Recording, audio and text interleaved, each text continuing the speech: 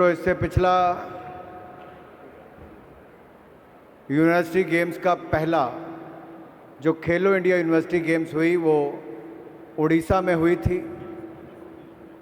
और उड़ीसा में पहले एडिशन में अगर आप उस हॉल को देखते, उस सभा को देखते, तो वहाँ के लोगों में बहुत जोश था कि हमारे यहाँ पर पहली खेलो इंडिया यूनिवर्सिटी गेम्स हो रही हैं।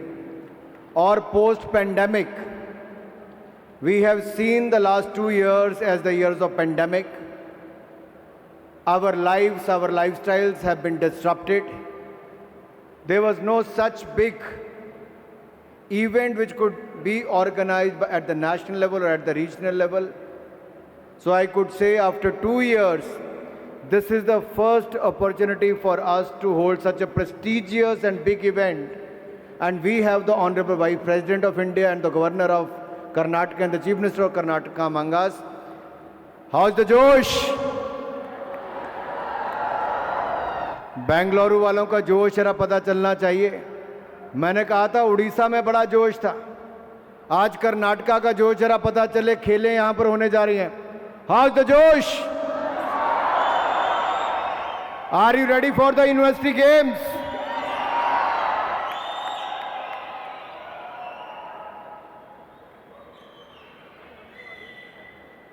Honorable Prime Minister Shri Narendra Modi ji had the vision of this Khelo India scheme, the Khelo India University Games and the Khelo India Youth Games.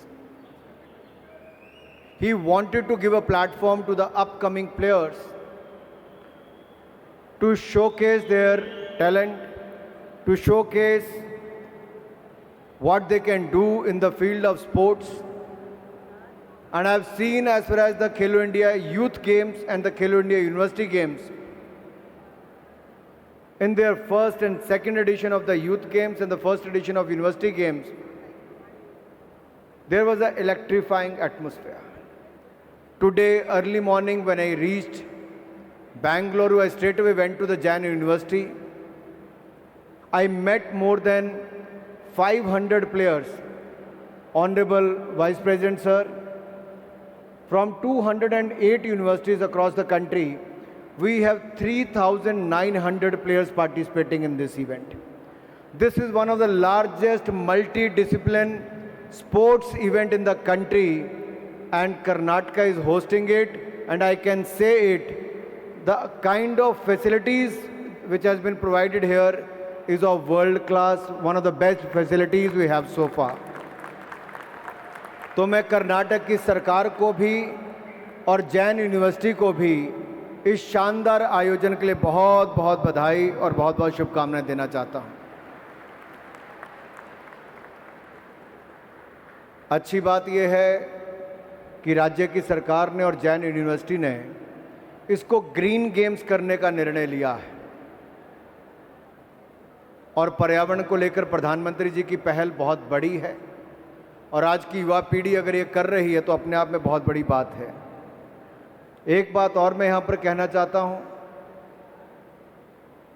कि जो भारतीय खेलें हैं, योगासना हो, मलखंभ हो, उसको भी इसमें स्थान दिया गया है। और आज जब हम इवेंट देखने गए तो सबसे ज़्यादा लोग मलखंभ को देखने के लिए वहाँ पर आए थे।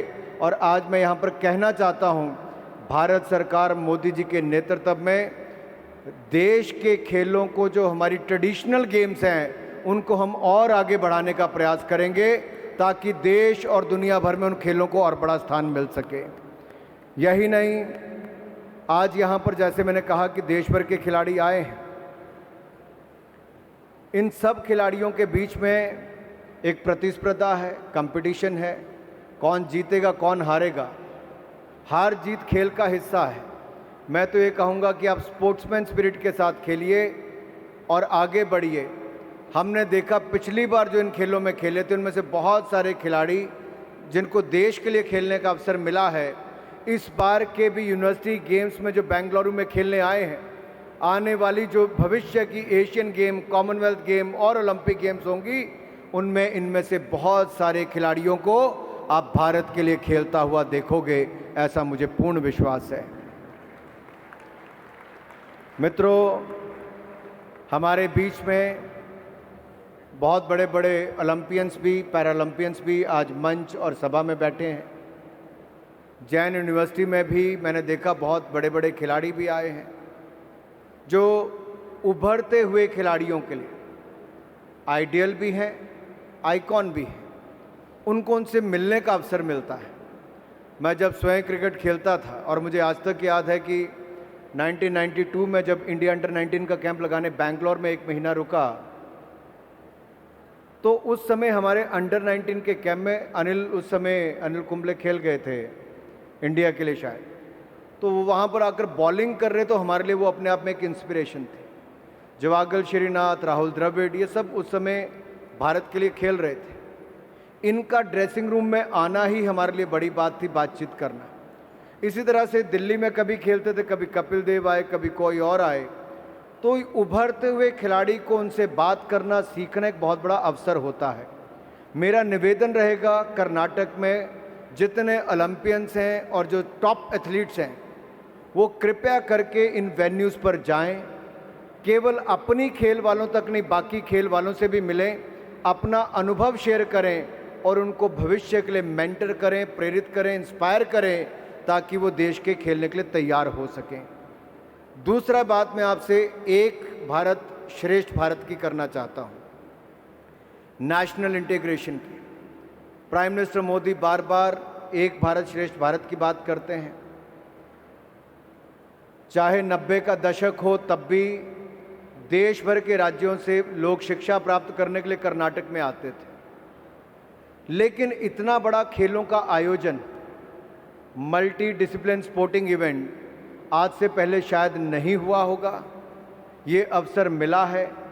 जैन यूनिवर्सिटी के जितने विद्यार्थी यहाँ पर उपस्थित हैं और जितने आए नहीं हैं लेकिन टीवी पर सुन रहे हैं, या बाकी कॉलेजेस के भी हैं, मेरा उनसे निवेदन रहेगा कि आप जाकर चैंपियनशिप को देखिए, मैचेस को देखिए, अलग अलग राज्य से आए हुए खिलाड़ियों के साथ मिलिए, उनके राज्य की संस्कृति को, उनके विचार को समझने का प्रयास कीजिए और उनका अपने शहर में स्वागत भी कीजिए, ताकि देश को जोड़ने का काम जो हम यहाँ पर कर सकते हैं।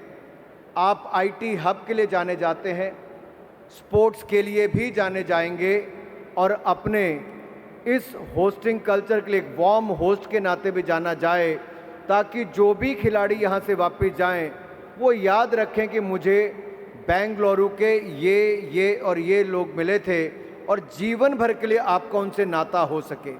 आज भी प्रधानमंत्री जी ने मन की बात में, क्विज में बहुत सारी बातें कही कि आपने ये स्थान देखा है, ये म्यूज़ियम देखा है, दूसरा म्यूज़ियम देखा है। वो एक ही तरफ से प्रेरणा दे रहे हैं, देश में टूरिज़्म को प्रमोट करने के लिए भी, आपको देश दिखाने के लिए भी और देश को जानने के लिए भी। मैं आपसे निवेदन करना चाहता हूँ, ये खेलों का प्लेटफॉर्म हमारे लिए बहुत बड़ा है। हम भव्य आयोजन यहाँ पर करें, केवल सुविधाओं से भव्य नहीं होता है। आपको दिल से सभी खिलाड़ियों का स्वागत भी करना होगा।